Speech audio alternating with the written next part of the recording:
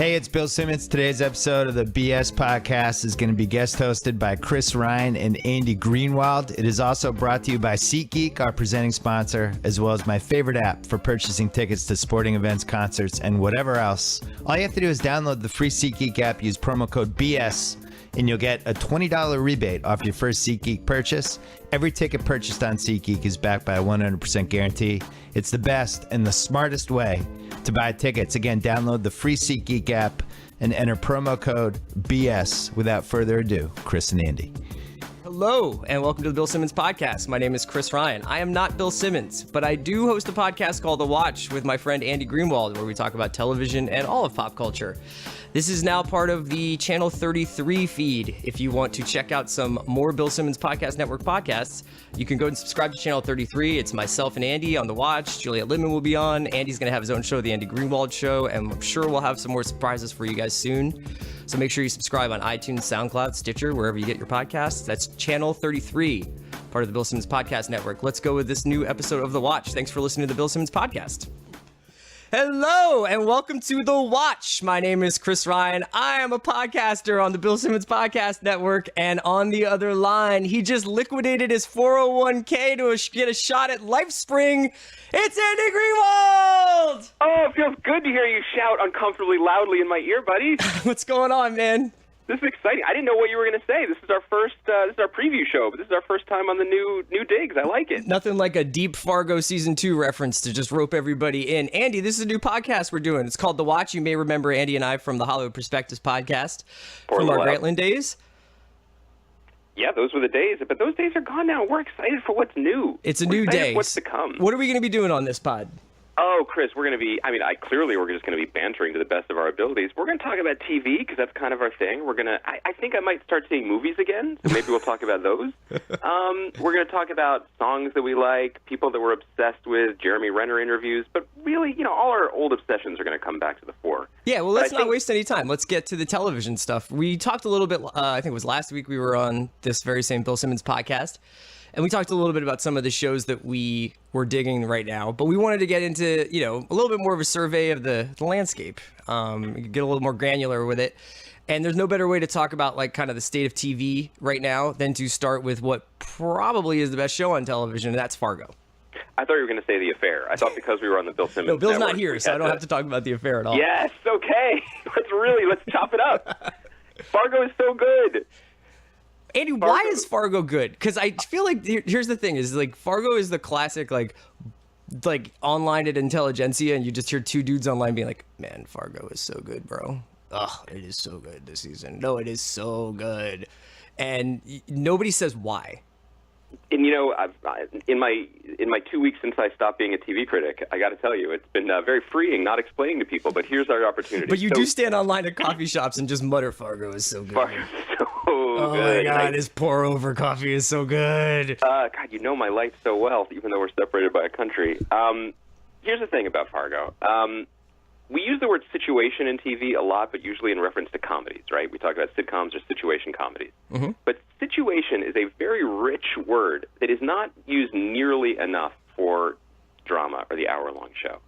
Because here's the thing about TV. For as much as we talk about the golden age or, the dizzy aesthetic heights of shows like The Nick. I love it when you say, here's the thing about TV. Here's the thing about TV. That could be the name of the podcast.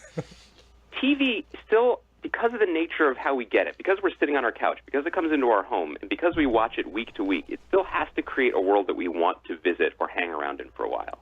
And I was joking about The Affair, but here's the thing about The Affair. I don't want to hang out with those people in their horse farm. I think it was a bad idea for them to have an affair. I feel like they should know that by now, and let's close the book on it, Yeah. Fargo, because of the nature of the show, and for people who don't know, it's a beloved and brilliant Coen Brothers film from the 90s, and this guy, Noah Hawley, did a very unexpected and incredibly risky thing where he basically adapted the tone of the movie, the spirit of the movie, to a limited series last year. It was a huge success, won Emmys, and then he's back for a second season that only tangentially relates to either the movie or the first season. It's kind of a prequel. It's set in the late 70s. But the things that he's done here is that he's sort of Trojan horsed something brilliant into something familiar. The show feels like nothing else on TV, right? It is absolutely funny and rich and vibrant and surprising and off kilter in a way that, like, I don't know what to say, like the best movies, the best novels are, right? But here it is something that we get to invest in every week. And even though the stakes are very much heightened and a little bit wacky, the emotional core of it remains true. So it just becomes pure pleasure to watch it in a way that I think a lot of the TV that we talk about, a lot of the TV that Bill likes, like The Affair, has gotten away from. Yeah. This is a joy to watch. It definitely is a complete package, and it's its own. There's no sort of excess, and there's no filler. There's no fat to it. It's an hour-long show that doesn't have a wasted second, and that's incredibly impressive. One of the criticisms I had about the first season was that it was concentrating on all the wrong parts of the movie it was sort of sprung from, where it was indulging in some of the kind of like, isn't this guy kind of a rube here? You know what I mean? And a lot of like over quirkiness, and all of that stuff has just been stripped away, you know, and Hawley's just gotten down to like the real core. What's interesting is Fargo's season 2 actually reminds me a lot of another Coen Brothers movie. It's actually my favorite Coen Brothers movie, which is Miller's Crossing.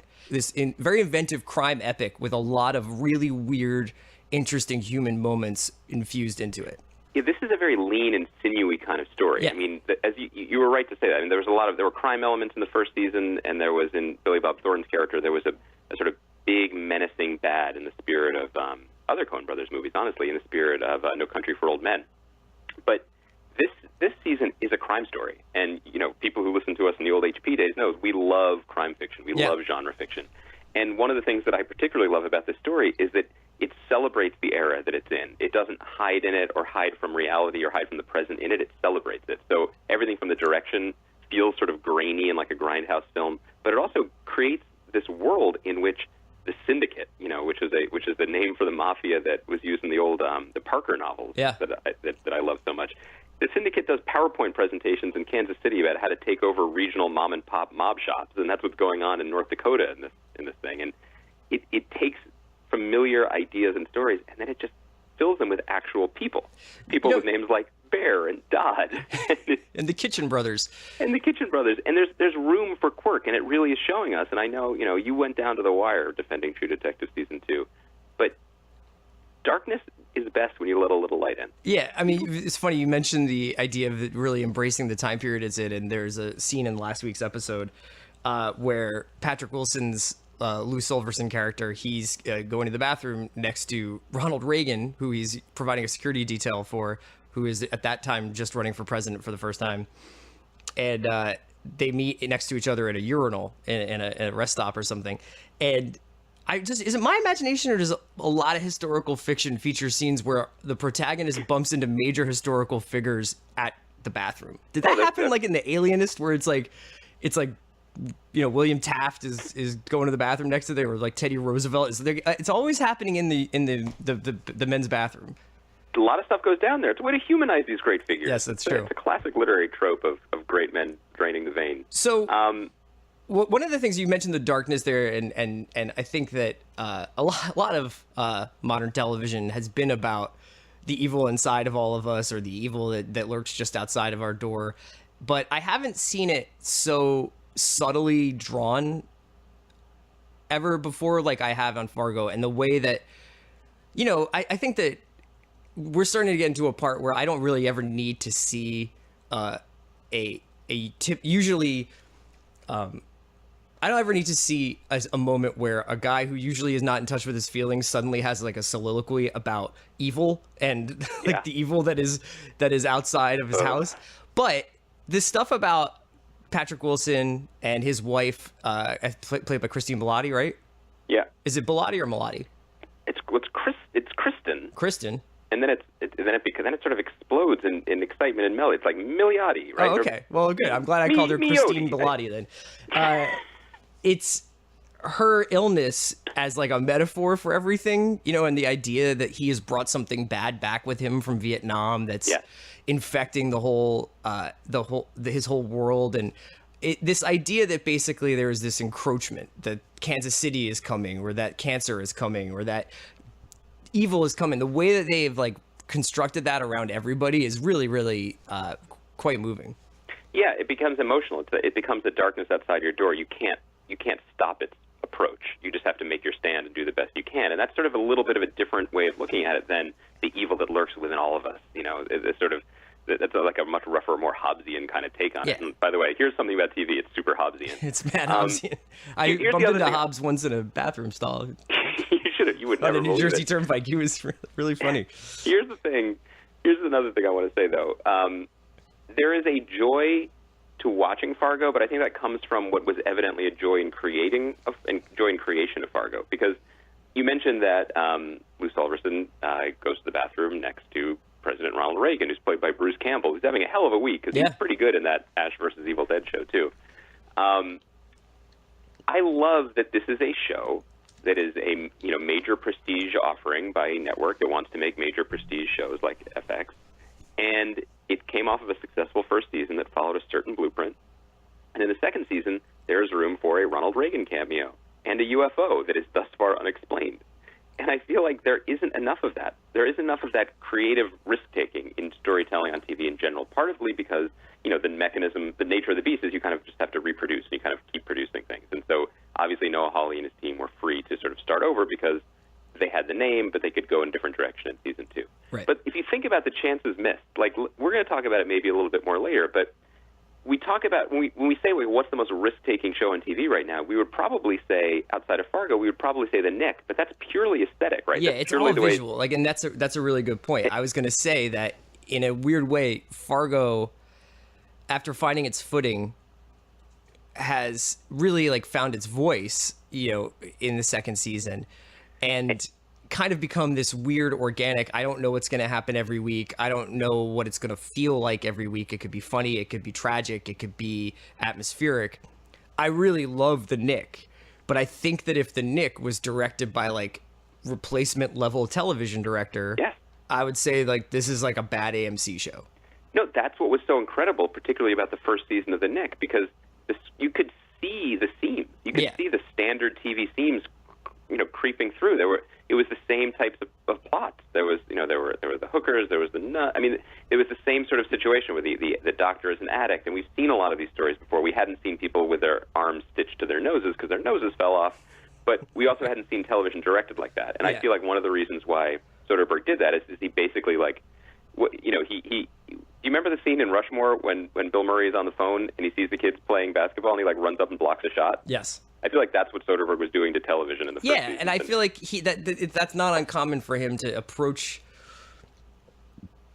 any number of genres in films and be like, I'm just going to do the biopic, but I'm going to turn the biopic on its head. Or I'm going to do the heist movie, but I'm going to turn the heist movie on its head. Yeah, or Contagion. I'm going to do the Let's Kill Gwyneth Paltrow movie, but I'm going to make it more compelling. And this was I'm going to take a television show and a difficult man television show at that, and I'm going to turn it on its head. And there are still operatically beautiful moments in the second season. I thought that I'm really into the Andre Holland plotline. Some of the Thackeray stuff. I was talking with Sean Fennessy yesterday, and he was like, kind of the problem with this show is that it's gravitating.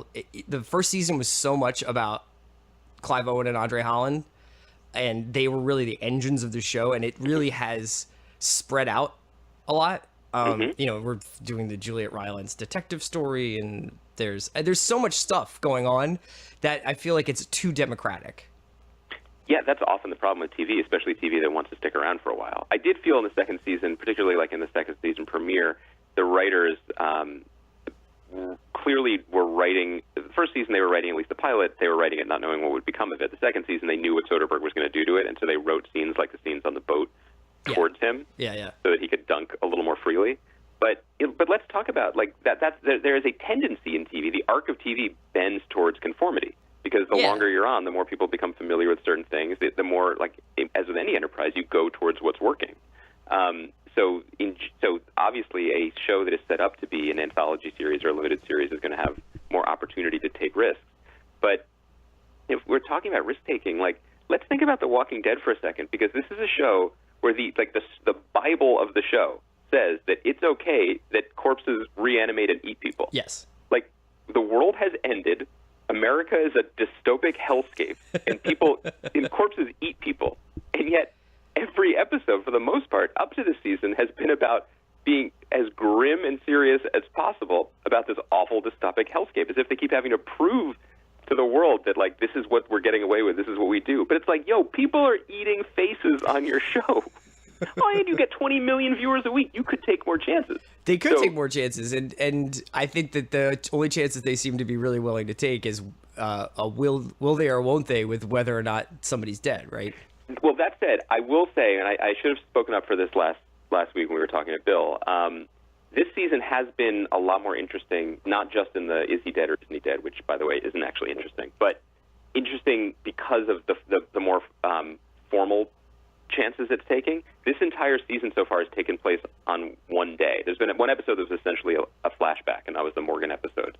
But the rest of it is essentially taking place on one day when one of Rick's plans, which, by the way, was a catastrophically stupid plan. Great. But Rick is super good at planning stuff. Rick is so good at planning. They yada-yada'd it so fast they haven't really had any time to dwell on the fact of how epically he screwed up. Yeah. But that in and of itself is interesting, that, like, these are just cascading moments in a really, really shitty day. In what, by the way, is, you got to say, would have to be one of the shittiest years in American history, right? What I want to see on Walking Dead is one day Rick goes into a rest stop bathroom and all the living presidents are hanging out in there. They're just like, hey, you found us. Just like President Taft, just like me, taking a long Barack soak in a Obama. bathtub. Yeah, like what? Here's the thing. Like, You're just listening to Dirty Sprite, like, yeah, what's up, man? I gave this Fear the Walking Dead spinoff a pretty good review because I thought that, you know, after having suffered through the strain, which may be the dumbest show on television, yes, you know, it's relatively unchallenged at this point. After watching that show just totally screw the pooch and, like, actually ending the world, because, you know, this is a show where diseased vampire monsters are running through the subways eating people with their neck mouths. And New York 1 is still on. And New York 1 is still broadcasting, and, like, the mayor is cutting ribbons at mall openings. They're like, F-Train was under construction today, leaving some travelers so frustrated. Thanks to Blasio. But Fear the Walking Dead, you know, at least they were basically doing donuts on the train's front lawn, being like, no, this is how you end the world. The problem is, the only other show I guess they could come up with to do in this universe is, like, the nuclear family must stay together show, which is what all shows are. Like, I think they should do, like, where are the presidents? Where's the safe house? Like, let's say this started to go down and the walls came down on the panic room in the White House, but that was the day, like, the 2019 Duke Blue Devils championship team was visiting. You know, and Carly Rae Jepsen or something. I don't know. And, like, they're all trapped there with the president and his wife. Yeah. And it's like, what is that story? You make the White House sound like the set of, like, Access Hollywood. Today at the White House, the 2019 Blue Devils. You just reset. And Grimes. You just told me that the White House is actually happening behind an Exxon, like, off of Route 202. Yeah, well. So we all have our different visions of American leadership. Look, there are nice parts of Admiral Wilson Boulevard. No doubt. But the point is, not every, like, TV is, I mean, to be fair, TV, the mechanism of making TV and producing TV is not set up for people to be like, we're making a medical show, but yo, there should be a UFO in episode 9. Here's the thing, though, man. Here's the thing about TV. There you go. Sounds good when you say it. It's not always TV's fault, because we are spoiled little brats. And when something is too traditional, like if the Nick is veering towards this week on the Nick, somebody does this, somebody does that, Barrow steals some money, gets slapped by a prostitute, and then at the end, Thackeray cures syphilis. Like, it's if it does that, we're like, ugh, man, this is so trad. And then when it's something like The Leftovers, and there's like a 9-minute musical montage or a caveman scene or like a 5-minute interrogation between Nora and Erica that's like the master, you're like, well, this isn't, like, what's going on? Like, where's Kevin? You know, like, it's so I feel like it's really difficult to find that that compromise between being progressive and being conservative in television, aesthetically, not politically. No, I think you're exactly right. And I feel like that's why our reaction to The Leftovers has been, well, I mean, I'll interrogate myself here. Like, I feel like it's been problematic, and I tried to write that in my review of the second season, because the show is not trying to please its audience in a way that is very discomforting. Like, we are not used to that. You know, the brilliance of a show like Mad Men, which was undeniably brilliant, is that if you take away some of the formalist ambitions, you take away some of those performances, you take away some of the really deep emotional places that Matt Weiner was burrowing into, you know, it was a workplace comedy. Yeah. And we are used to watching watching a show where characters we've grown to love are bantering with each other. Like, that is the safest way to Trojan horse that stuff to us, even though I would never characterize that show as necessarily safe. But, I think that the most interesting thing about The Leftovers is that Damon Lindelof has taken his stature and his bank account and everything else that was built up during the enormous mainstream success of Lost and gone to HBO and has basically been like, okay, I'm just going to do this now. I'm going to go over here and do this.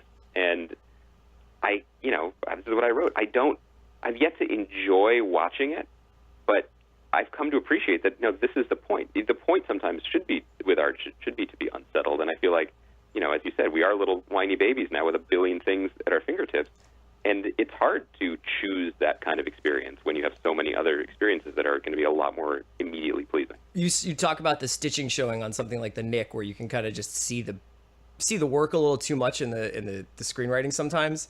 I think that in a way the Leftovers might suffer from the opposite problem, which is just like there's not enough of a map, and it can feel a little bit like we're just. And in some ways, I have to say, I have enjoyed the second season, and it's kind of doing something very subtly with the last 15 minutes of each episode, which is it's really slam dunking home like those last 15 minutes, where even if the first 40 minutes are agonizing or punishing or whatever, when you get to the last 15 minutes, it's kind of like Homeland, and you're like, oh my God, what's going to happen next week? And it's not exactly something. I know that Emily Nussbaum wrote something about how Leftovers is sort of the anti-binge watch show. You have to like clear your palate after you rewatch it. Yeah. But when I finished Sunday's episode, I was definitely like, I need to see the next episode right now. I'm two episodes behind, and I'm absolutely going to catch up and finish the season. I think one of the things that's interesting about watching it too is, and maybe this is just because I spend enough time with this stuff to be watching it or trying to be watching it on two levels, is that Lindelof is like the best there is at story in just a pure way. And you can see moments especially moments that are actively addressing the failures of the first season, just in terms of like, remember those first two episodes where they basically shed the entire first season's plot and excess baggage and just moved the whole show south and introduced new people. I was like, God, that was just elegant. Like the way that he just extricated himself from the corner that he had put himself in. And so then when you watch the season and some mysteries unfold and the stuff with the water and the vanishing water and what's going on here, I'm like, no one is better at that. Yeah, but and he's really like, he's throwing basically every play he has in the playbook right now. I mean, there's the guy in the tower above everybody. There's what's going on with Matt and Mary. There's religious imagery left, right, and center. There's the bird in the box. There's people's ailments that may or may not be cured. There's people who can't sleep and can't wake up. And there's a lot going on. There's a lot of religious imagery. There's a lot of questions. It's unlikely that like he'll be able or wants to. I mean, he's flat out said, I'm not answering these questions. I'm just I think that's the thing. That's what's always going to be a little bit frustrating. Not frustrating in the way that any unanswered questions on mass market entertainments are frustrating, but specifically frustrating because he is so good at stitching these things together. Yeah. And he's intentionally not doing it. So it's like watching a great player play left-handed or something, which is technically impressive and definitely admirable, but sometimes it's frustrating just because you want to see them. You want to see them. And it goes back to the spoiled thing. I mean, when you have all your questions answered for you, like for the most part, I thought True Detective season 1 answered all of the like, who's the Yellow King, what's Carcosa, and you find out, and you're kind of like, oh. It was nothing. It's a lawnmower man, but when you get to something like this and it's asking pretty profound questions and, invoking some pretty mythical topics, it's inevitable. Yeah. I mean, human beings have been asking these questions and trying to find answers for thousands of years, and we don't seem like we're getting any closer. No, and then making, there aren't that many emotions that are, pardon the pun, that are left over for TV people to play with. They generally play in the same sandbox. And so if he's actually making a show about dissatisfaction and frustration and sadness, like that is, again, blame and guilt and responsibility. Yeah, that's heavy stuff. It's admirable. It's hard to watch on a Sunday. I want to actually pivot from that to half-hour stuff, but I feel like we should say one more thing about Fargo since we got away from it, which is the acting and performances on this are next level. Yeah. And perfectly cast show. It's kind of weird because you're almost like, it's hard to single out anybody because it is just a perfectly cast show. Because there are people on the show this season who are always good, and they're put in wonderful positions to succeed. So like Ted Danson is one of the greatest television actors of all time, in that as soon as he's on the screen, you're just happy. And he's doing wonderful, nuanced work. And then there are other people like Nick Offerman, who is always good, was wonderful on Parks and Recreation, and is getting a chance to do something a little bit deeper, a little bit darker here. People like Kirsten Dunst, who I've always thought was a great actor, has a worthy part, but it's also a fun part, the kind of part that you can actually sink your teeth into. And like, look at Jean Smart, for God's sake. You know? She's great, man. God, she's good. And it's not like she hasn't been available for your mob boss characters for the last 20 years television. But the person that I feel like a lot of people are focusing on, and rightly so, is Bokeem Woodbine. Yes. Bokeem Woodbine, that is a name that we have known, because it is a very unique name, for 20 years now? I'm dialing up the Bokeem Woodbine IMDb right now. Just fire that up. This is a dude who has been acting for a long time. Yes. And generally in the same sorts of roles. I mean, personally, I was a huge fan of Bokeem Woodbine's work in The Rock. Oh, yeah. Remember, he was one of Ed Harris's dudes? First of all, we need to do, now that we might be doing it's like a more of a deep dive episode every week, we should get into like that late 90s, early 2000s Michael Bay cinema. I know. Maybe we will have a chance with 13 Hours, the true story of the true Benghazi. Yeah, it's about time someone strapped on their pith helmet and got to the truth. Love Bokeem and Dead Presidents. I mean, just what a 95 he had with that and Panther. He was in Jason's Lyric in Crooklyn before that. He does The Rock in 96, Gridlocked in 97, although uncredited. How do you go uncredited in Gridlocked? I mean, he was in The Sopranos. He was in Martin Lawrence's Life. He was in a short film from the Wu-Tang Clan for Gravel Pit. This is what I'm saying. Yeah, okay, he was in the Soul Food television series. Right. So he is a successful actor. He has been working for 20 years. In the 21st century, he's been in and out, man. He's done Sniper 2. Mm-hmm.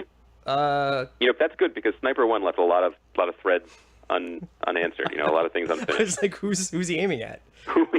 What's up with the sniper? Why does he keep shooting people? Yeah, Bokeem Woodbine has been working steadily. It is pretty fair to say that it's been a long time since anybody has. I mean, I've never seen him like this. He's been getting some great scenes, and he is such an interesting character and giving such a great performance. And who gives him the chance to do it? Like, this is the thing that obviously there's been a lot of conversation about this week. Aziz Ansari wrote a smart piece about it in the Times about casting on television and about diversity in general.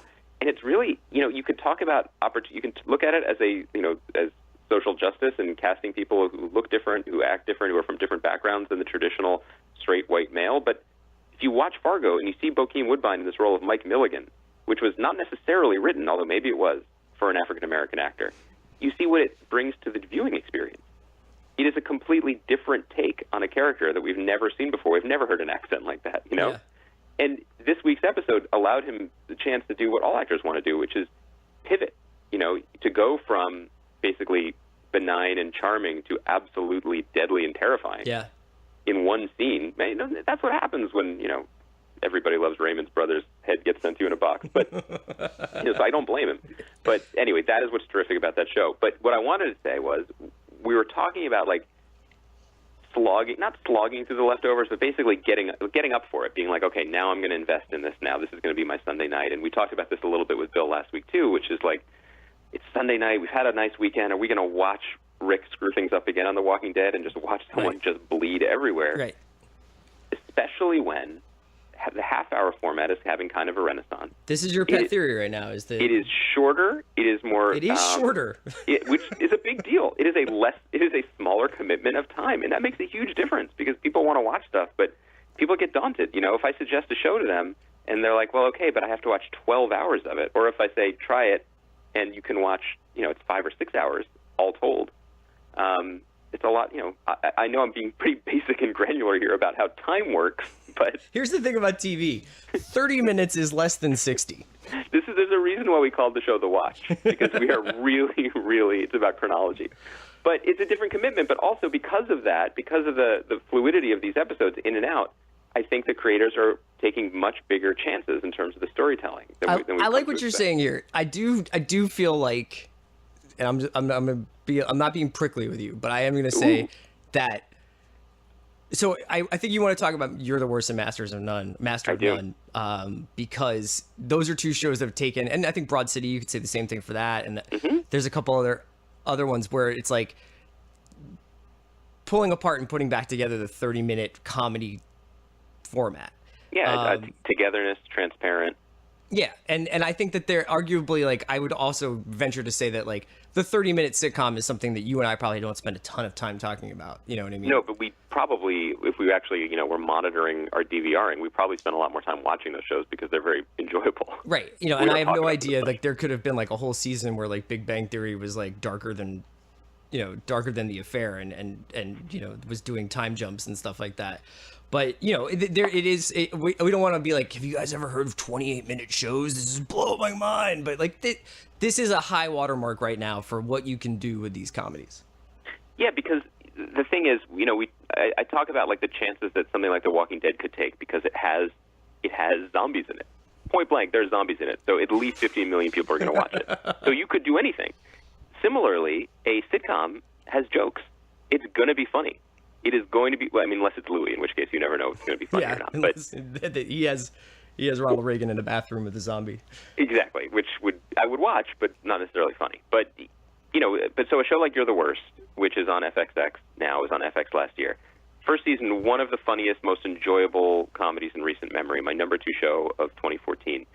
This year started with a bang, very funny, and then the jokes stayed there, but the subject matter took a very dark turn, where one of the characters, Gretchen, played by Aya Cash, basically says that she has clinical depression, and she's suffering through it at the moment, and her boyfriend, Jimmy, cannot fix her, and that's just the way it is. Mm-hmm. And so that has now lurked in the background and then been brought painfully into the foreground throughout the last few episodes, and it's been pretty remarkable.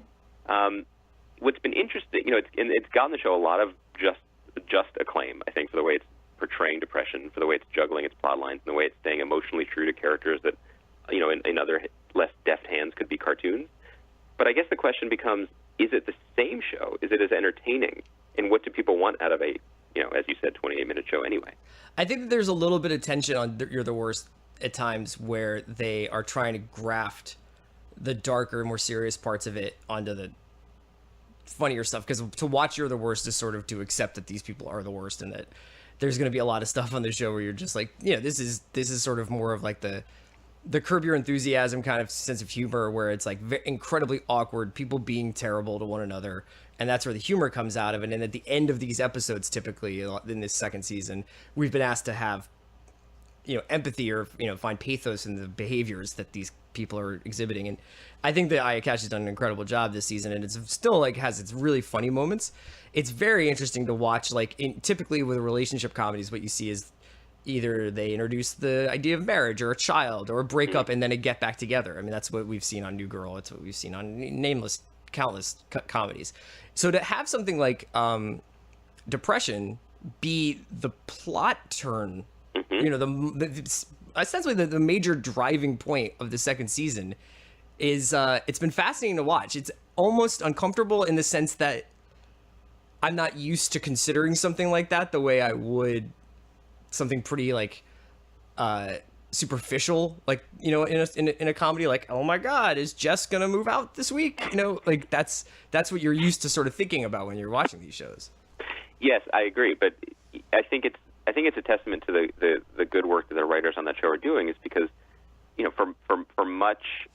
for basically the way romantic stories work in Hollywood and movies and TV, or rom-coms in general, is happily ever after is the ending. Of course, that's actually probably when things actually get interesting, but that's also when the writing gets a lot harder, because you have to sort of get rid of the easier, lower-hanging fruit that, people are meant to be together, that everything works at a certain point, and then actually dig deep into the actual messy bones of everything. And I appreciate more than anything that that Stephen Falk, who created the show, has never sold out the characters. I mean, they behave in, say, creative ways at times to each other and to the world in general, and they're a little bit misanthropic, which is what drew them together in the first place.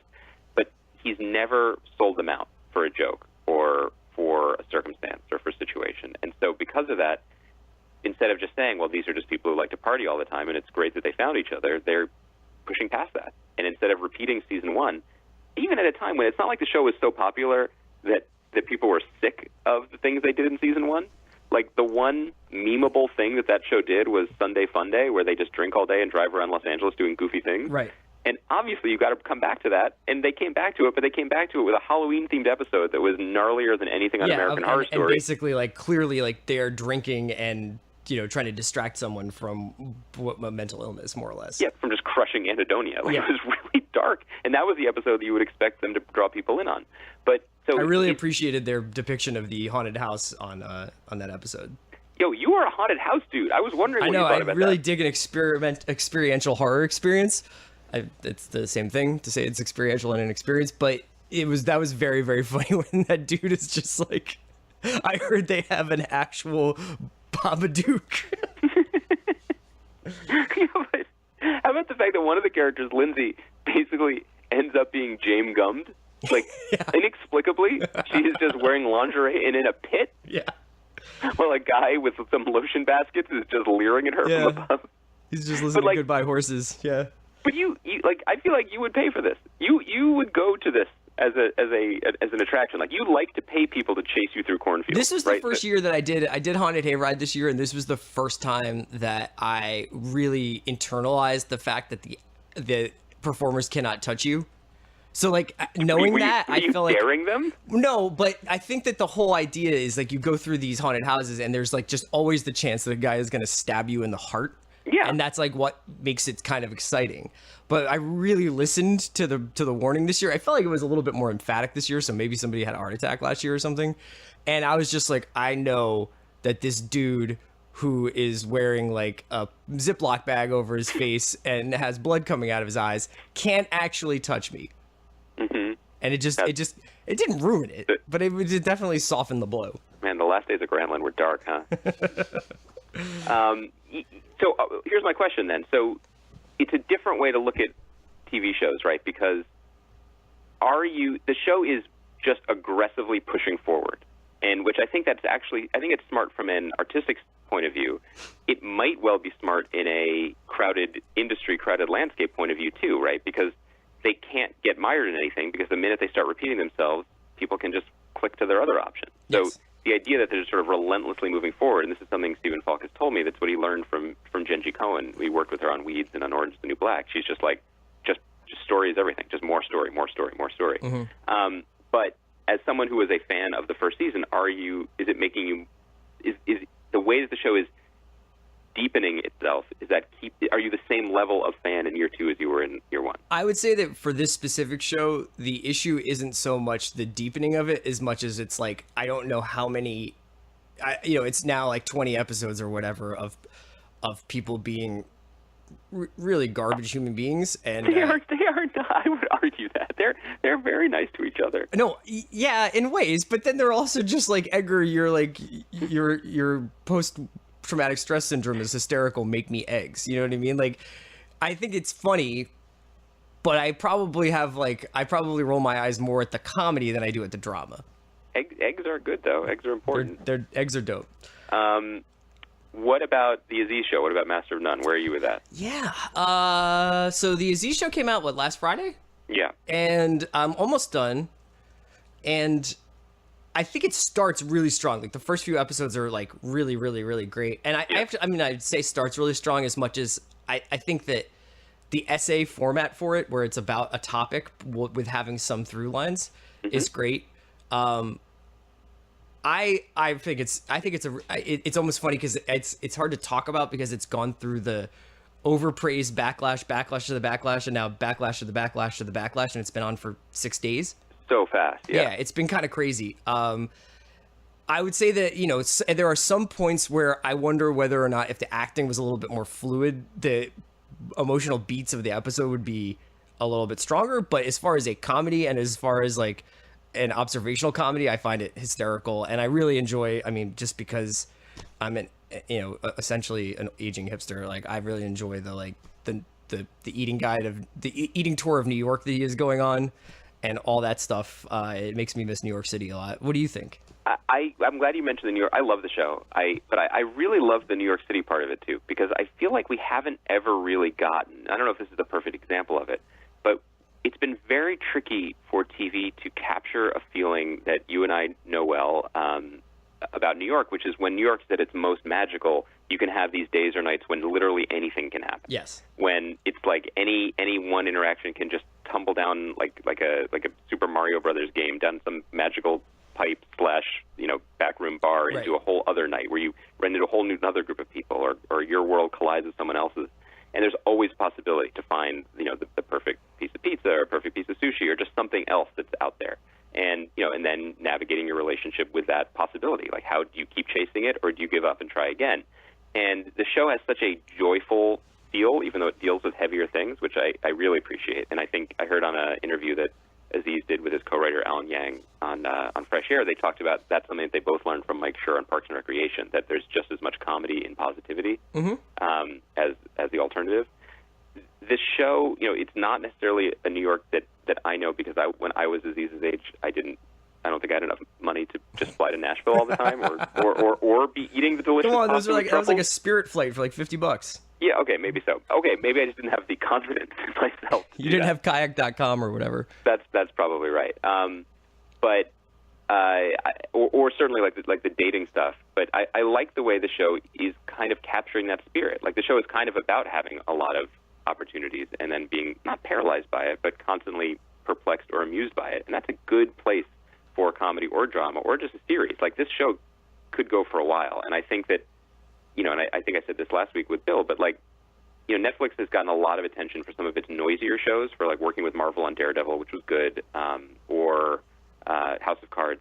But to me, this is really, in many ways, their most successful show to date, because it should be this is what they should be doing. You find these really talented people who have a real vision, and then you just get out of the way and let them execute. Yeah, it's like subtly probably one of the best directed shows of the year. I mean, it's just got this gorgeous, one of our a buddy of ours from New York, Mark Schwartzbard, was the director of photography. Yes, he was. Yeah, and he did a fantastic job. I mean, it's just like it kind of looks like the way New York looks, and in that milieu, like that, those bars and the outside of those theaters and outside of those restaurants and inside of those restaurants, it feels like it, I also feel like it can go either way when you're like, I'm just going to get together with my friends and do something for fun. Like that's when you usually get like the most indulgent albums, when bands do that.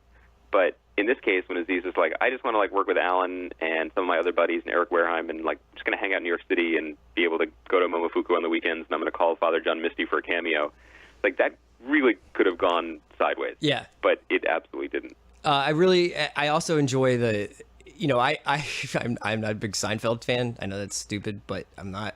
But I like how the observational comedy and the way that like when Denise and Arnold and Dev are sitting around a table, it has that Seinfeld in the living room feel. Yes. Of people like kind of doing that, bits, but not like being like, here's my bit. You know what I mean? Like it's. But it's also this goes back to what we were saying about like when the best things about TV are the oldest things about TV, which is like, oh, they're my pals again. They're my pals and they're my stories. The funny thing about you know what's kind of cool is the difference between this and Seinfeld is that Aziz's character is not a comedian, and I really like that. I like that he's not always the funniest person at the table. That's a good point. I would say that's probably the only difference between this and Seinfeld. Literally every other frame, it's just basically like a remake. Yeah, that's true. Well, we're going to talk a little bit about one of our favorite sort of pastimes, which is talking about Jeremy Renner. Yo, he's not disappointed. I feel like, you know how we were talking last week about how Dame Lindelof and the crew at The Leftovers they said they were trolling us, basically? Yeah. I know that one of the best things about Jeremy Renner is that he has no idea who we are, what a podcast is, how to listen to it, or how to put on headphones. Like, he knows none of those. Jeremy Renner hasn't seen a Jeremy Renner film in 20 years. Jeremy Renner doesn't know Jeremy Renner as a professional actor. That dude went to the like, I can't even remember. Like, he probably went to the Hurt Locker premiere, and he has not seen a film since then. No, absolutely he has not seen a film or television. But all of that is to say, he's not trolling us, but he basically was daring us to get back into the podcast business together with some of his behavior. Right. So some of you may remember back on Grayland when we had the HP Hollywood Perspectives podcast, we did an episode. We've talked about Jeremy Renner a couple times just as being like just a fan of his work, man. Because we're big fans. We love Jeremy Renner, the actor. Big fans of his work on screen and in the real estate business. Yeah. Because Jeremy Renner is a notorious house flipper, and Notorious. that's not a metaphor. He just literally flips houses. He recently, he had done an interview with Playboy that was like 10,000 words long and is one of the great back and forths I've ever read in my life. It's one of the great pieces of literature of this new century. Yeah, this is sort of the, like this sequel in Maxim is not. It's very obvious that the writer called him on his cell phone, like as he was going from like the haberdashery to the plant store, and he was just like, who is this? No, they were literally like, no one told Jeremy Renner that in order to have his photo taken in that nice shearling coat, he would have to talk to someone named Jared. Yeah, and also he wasn't briefed on that. He was also just doesn't know that interviews go on print and then in the internet. No, he has no idea about that. Because after a little bit of chit chat about what's an essential item he carries with him every day, which is, I don't actually know, ellipsis, a credit card, I suppose. The Maxim writer asks, what's your favorite curse word and why? And Jeremy Renner says, I think all of them are pretty amazing. C-word is pretty good. Now, there's no, like, here's an opportunity. I'm not trying to tell anybody how to do their job, but when Jeremy Renner says that and you're the interviewer, you might want to, like, just take a second and maybe ask a follow-up. There's a follow-up there. The follow-up is, what makes you think that's a good idea to say that? Also, just let's talk about pretty good. Like, pretty good how? Like, pretty good in what context? Yeah, is it a pretty good word to say when, like, you lowballed on a Spanish-style mid-century modern and the owners didn't accept it? Is it a good word to use when Jennifer Lawrence asked you to join her in protesting wage disparity in Hollywood? Is it pretty good when you turn on the television and see Byron Scott is not playing D'Angelo Russell in the fourth quarter? I mean, like, what is the really probably good? That. Yeah. I would say that you've skipped one of my favorite parts of it. Well, no, I'm not skipping anything. We're going through this one by one. So here's what I want to say. Among Jeremy Renner's many talents, acting, home decorating, getting in bar fights, but claiming to never get in bar fights, he occasionally lets slip verbiage that suggests he was not a native human being. That, like, he did not learn word speaking. He's a in the same conehead. way He's like that we did. And we talked about this a lot in Yeah. the Playboy interview where he was like, I love this structure. Yeah. Like, this is my domicile, and every time I have a beautiful great segue, structure, man, because here's the next question. Wait. Let me say this, because the credit card question, what do you carry every day? He says, I have an elastic around my ring finger for my baby daughter. Her hair is quite long. By the way, baby's hair is not that long. Hey, hold on a second. Bill Simmons is here. Where's the headphone? You did one? Oh, you have it? Okay, well, while he puts on his headphones, can I just say? Yeah. He says, that elastic is a must. I always have that on my person. Yes. Do you talk about yourself as a person? No. No one does.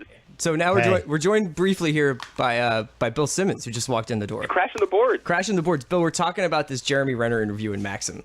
Okay. Jeremy Renner is one of our favorite topics, but he's particularly good at destroying his credibility in interviews. Yeah. So we just talked about how the first question in this Maxim interview was, what's your favorite curse word and why? And Jeremy Renner's response was, I think all of them were pretty amazing. C-word is pretty good. Which is just like, you're Hawkeye. Just think about the brand there for a second, right? Here's another one. What's one item every man should have in his wardrobe, Andy? Yeah, again, his answer here is he says, a baseball cap, it's essential especially for me. I can hide my face from the sun. You're not powder. What are you doing? Like, why does Jeremy Renner need to hide his face from the sun? Because what he's saying is he can hide his face from paparazzi, right? But instead, he makes it as if he's some sort of escaped Greek god and Apollo is looking for him. Yeah. Are you a fan of Jeremy Renner? Define fan. Yeah, I mean, like, are you ever like, Jeremy Renner's in this, I'm going to go see this movie? I liked him in The Town. That's true. He was very good in The Town. That's part of the reason why he's become such an iconic figure for us. It seems like he should just play Boston people. I feel like, Bill, you have like a look on your face, which is, did I miss the conversation about the affair? No, the look is I was doing football preparation for tomorrow, and Lake Placid was on cable. Oh I was like, my God, I love Lake Placid. And it ended and it went right into Still Alice. And I'm in this whole Julianne Moore's Alzheimer's, and I'm rattled. I had to get away. Wait, they literally were like a Julianne Moore double feature of Still Alice and Lake Placid? Yeah. Can we talk about what kind of Thursday afternoon someone in America is having where they're just cuddling up with an absolutely soul-reaving Alzheimer's drama at 2 p.m.?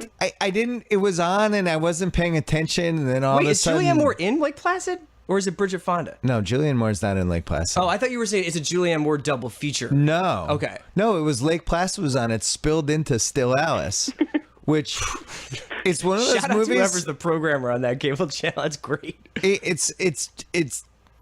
just sucks you in, and then you're so down. Still Alice? Yeah, It's like one of the saddest movies I've ever seen. I'm not even done with it yet. I paused it. Yeah, I haven't even really. She's like looking around for a bathroom now, and I was rattled. I had to come outside. So you know how there's the whole thing about when you're watching a movie on a plane, it's because of the oxygen or whatever, you cry more easily. I've seen people. Is that true? Yeah, and I've seen people watch Still Alice on a plane, and it looks like everybody is watching like the Matthew McConaughey Interstellar Messages from the Past. We're just like, Dad. Well, here's my son. Dad, Grandpa died, and he's just like sobbing. That's what people look like when they watch Still Alice on planes. Why would you watch Still Alice on a plane? I don't know. San Andreas is right there. Like, of all the things you can do in what is already one of the worst circumstances to be in, which is on a long flight, why would you watch something about Alzheimer's? I don't know. I mean, would you rather watch something about Alzheimer's or something about like Los Angeles falling into the Pacific Ocean? Depends where I was flying to. That's true. If I was flying east, that would be a laugh, man. I just want them Losers. When is San Andreas 2 coming out? I don't even need The Rock. I just need Carla Gugino and Alexander Daddario. So what's left? That's the question. They're So just what still fault driving line? around in that speedboat. Still hasn't run out of gas. Hey, Andy. Quick question about San Andreas. Does Seattle collapse too? Because that's the next one, right? That's the next one. That's got to be the next one. Andy, I have a really sad topic to bring up. Oh, no. Not as sad as Still Alice, but almost as sad. Okay, all right. Are you watching Last Man on Earth?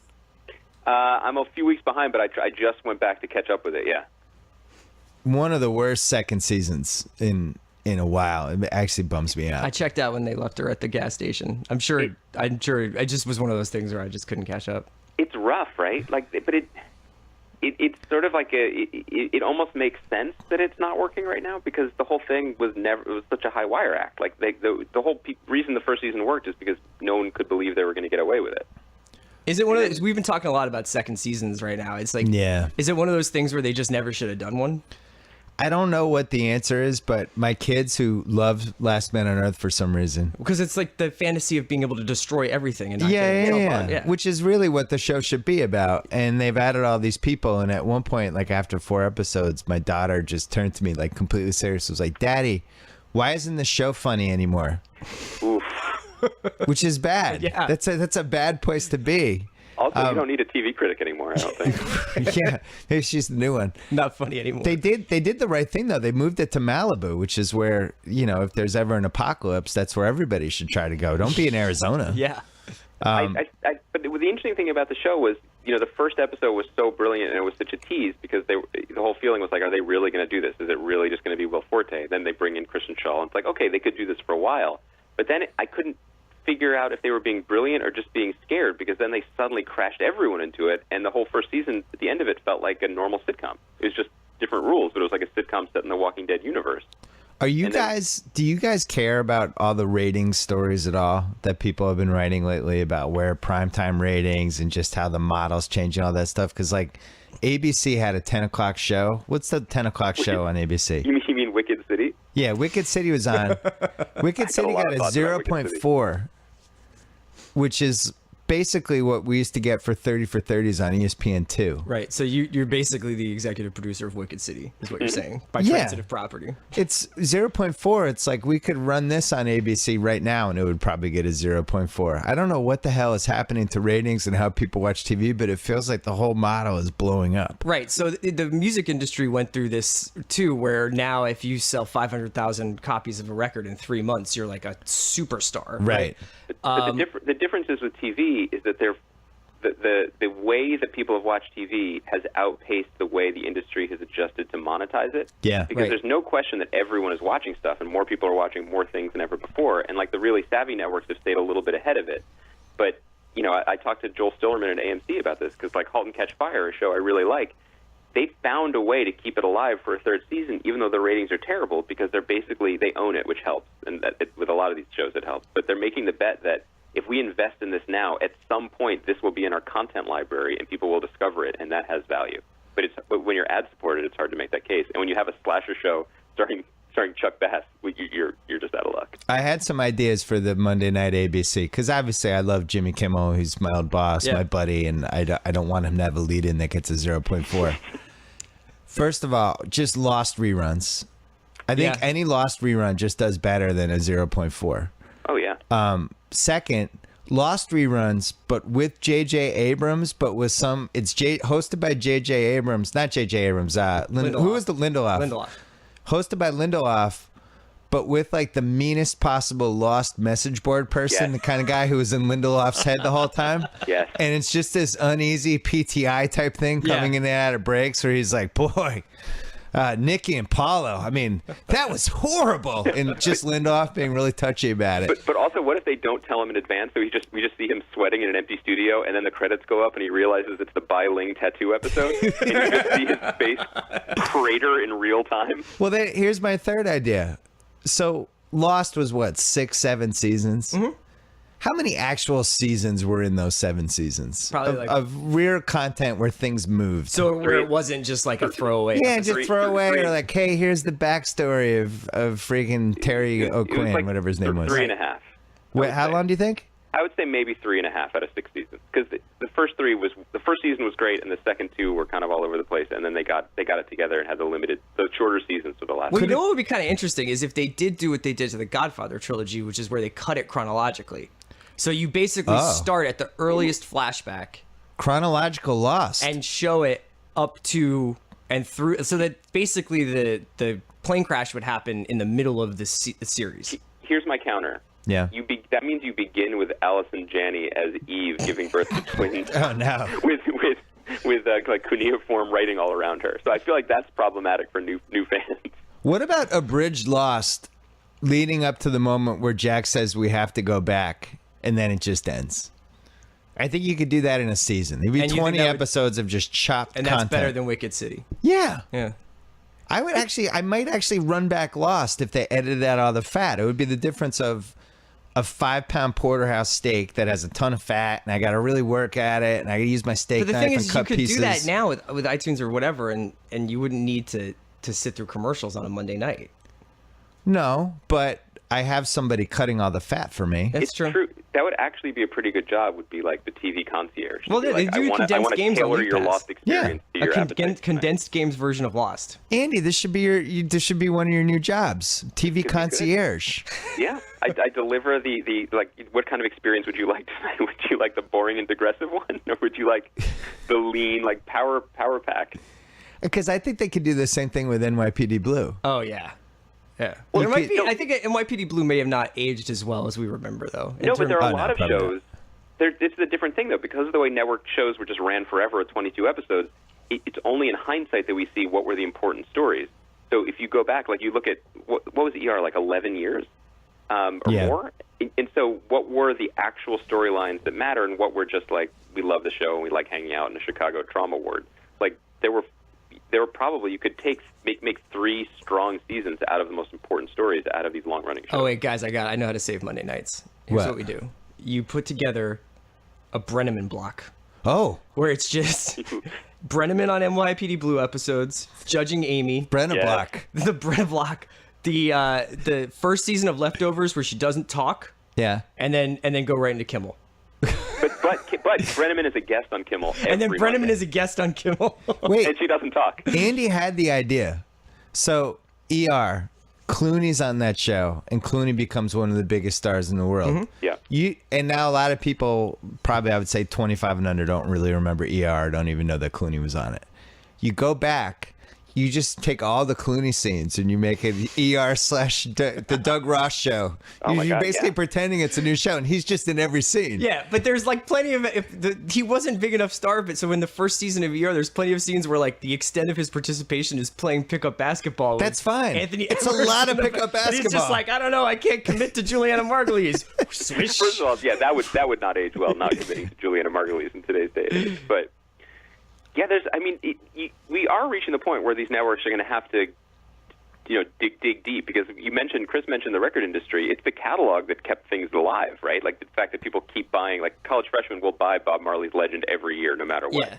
And that keeps an entire, mega corporation alive. So these networks probably should keep going back to the well, except for some of these shows, they don't own them. So like NBC doesn't own ER, Warner Brothers does. Can I ask a really stupid question? Stupider than the 5 stupid questions I just asked in the last 5 minutes? This is going to be stupider than Brenneman Block. What is stopping them from abandoning Nielsen?